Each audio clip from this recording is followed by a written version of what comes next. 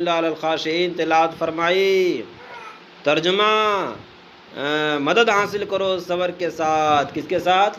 صبر کے ساتھ مدد حاصل کرو۔ کوئی مصیبت آ گیا، پریشانی آ گیا، ہم روئیں گے نہیں، چلائیں گے نہیں، بلکہ صبر کریں گے۔ کیا کریں گے؟ صبر کریں گے کہ اللہ اور ثواب کی امید رکھیں گے کہ اس مصیبت پہ اللہ پاک ہمیں اجر عطا فرمائے گا۔ تو وہی کہہ رہے ہیں مدد حاصل کرو صبر کے ساتھ اور نماز کے ساتھ۔ کس کے ساتھ؟ مصیبت پریشانی میں نماز پڑھنا ہے۔ سنے ہیں نا کہ بیٹا انتقال ہو گیا، نماز پڑھ کے مرے ہوئے بچہ زندہ کروا لیا، پانی آسمان سے برسا لیا، کیسا اس کا نماز تھا؟ ہاں، بخار لگ گیا، نماز پڑھیں گے۔ تو وہی کر رہے ہیں آج ہم دوسروں کو کہتے ہیں، گھر والوں کو کہتے ہیں، مخلوق کو کہتے ہیں، لیکن اللہ کو نہیں کہتے۔ جو اللہ مصیبت دیا ہے اسے ہی نہیں کہتے ہیں، دوسروں کو خوشامد کرتے ہیں، یہ کر دو، یہ کر دو۔ نہیں، پہلے ہمیں اللہ سے کہنا ہے۔ اگر ہم اللہ سے کہیں گے تو اللہ پاک جو ہے ہمیں آسانی کا معاملہ کرے گا اور ہر مصیبت کیا کر دے گا؟ دور کر دے گا۔ تو وہی کہہ رہے ہیں ہاں، علاج کرانا سنت ہے، لیکن اللہ سے کہنا یہ ایمان ہے، یہ فرض ہے۔ ہاں، تو پہلے ایمان ہے، اگر نہیں ٹھیک ہو تو اکابر کہتے کہ تو پھر علاج کرو۔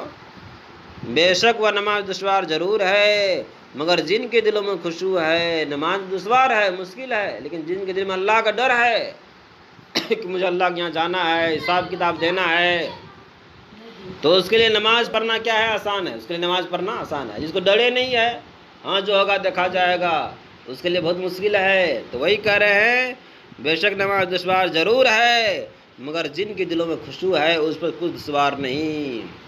خشوع کا بیان تیسرے باب میں مفصل آ رہا ہے۔ انہی کا ایک قصہ ہے کہ ازواج مطہرات میں سے کسی کے انتقال خبر ملی تو سجدے میں گر گئے۔ مرنے خبر ملا، کہاں گر گئے؟ سجدے میں گر گئے۔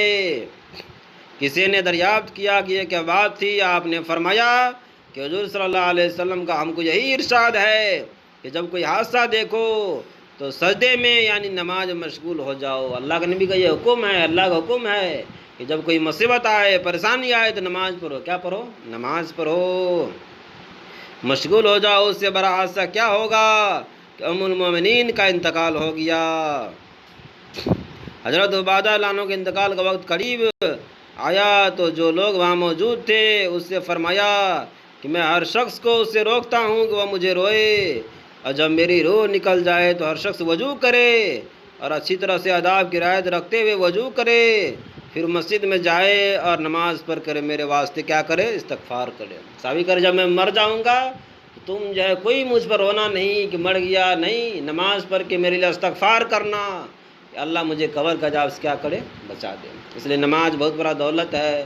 ہر مصیبت میں، ہر پریشانی میں نماز پڑھنا چاہیے، بلکہ جو ہے نماز پڑھ کے اللہ سے مانگنا چاہیے۔ اس سے اللہ پاک ہمارا ہر مصیبت کو، ہر بلاؤں کو کیا کرے گا؟ دور کرے گا۔